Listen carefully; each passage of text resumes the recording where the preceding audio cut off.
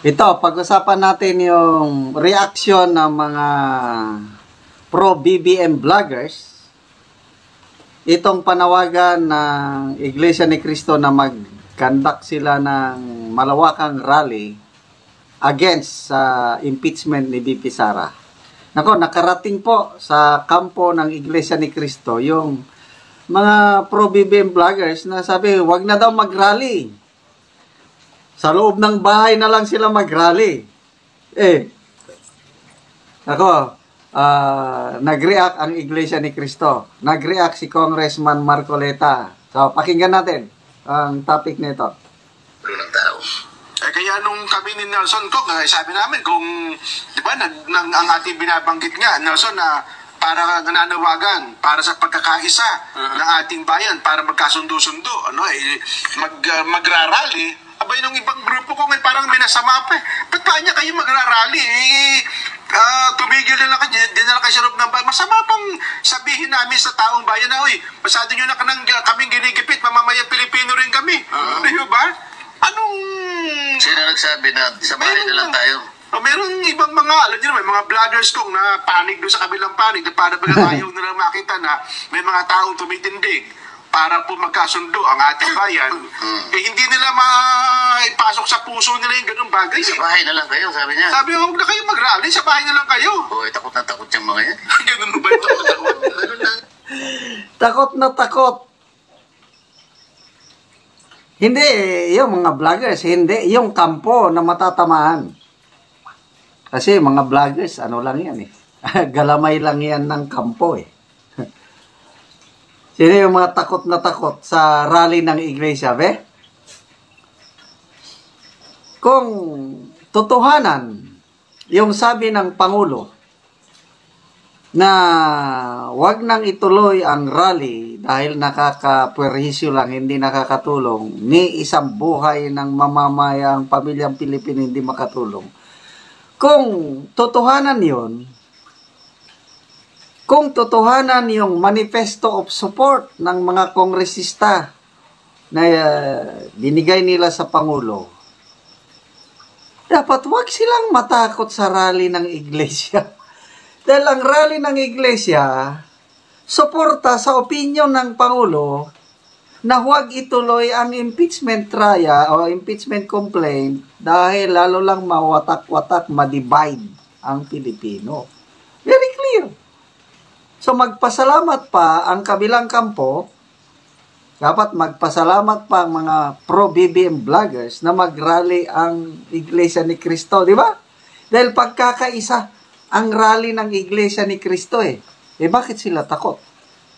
Baka may ibang motibo. Baka hindi totoo yung opinion ng Pangulo. Baka hindi totoo yung manifesto of support ng mga kongresista. Baka drama lang ito. Takot na takot sila, sabi ni Congressman Marcoleta. Isipin mo, kanina pa natin binabanggit ito, Jeff. Oo. Babalik ako doon. Tandaan ninyo ang Pangulo ng Pilipinas nagpahayag sa pamamagitan ng opinyon. Ako, basta nabibilog ang ulo. Lalong-lalong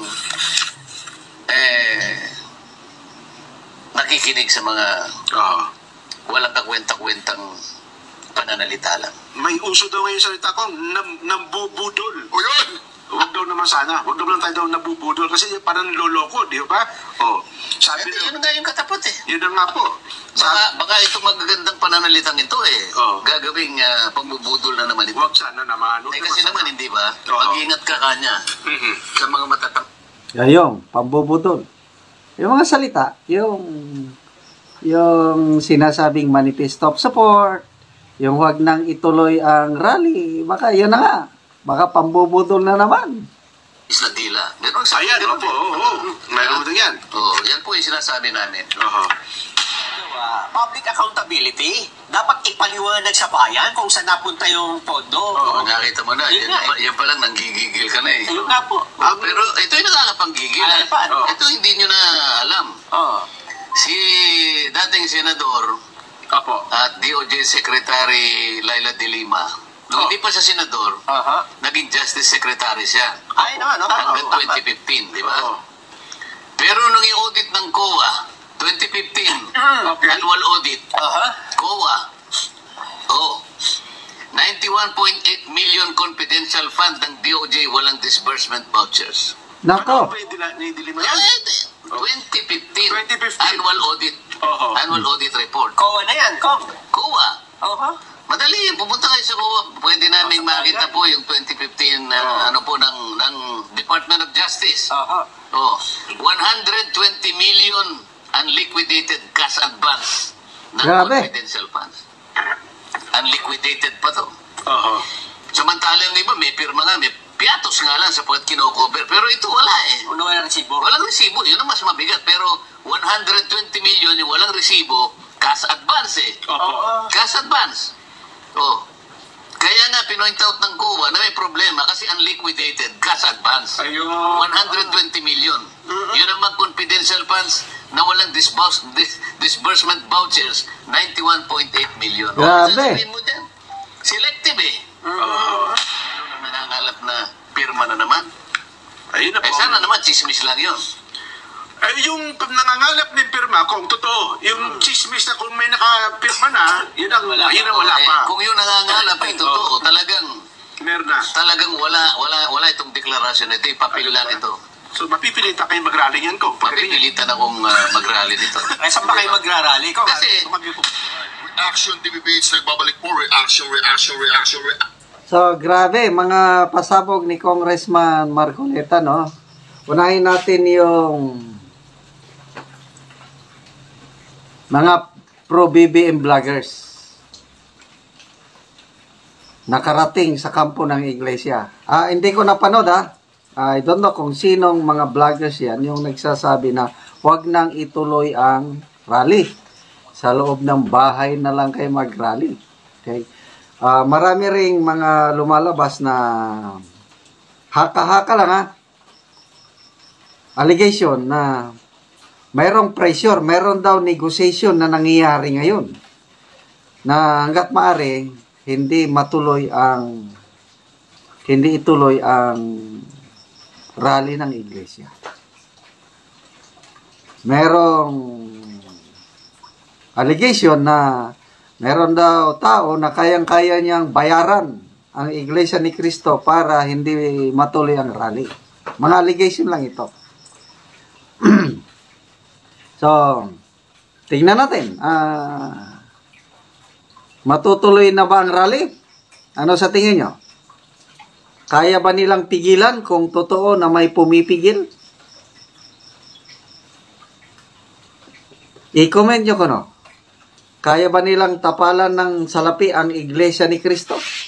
Mga kapatid namin na iglesia ni Cristo, paki-comment ko, no? Nababayaran ba ang prinsipyo ng iglesia ni Cristo?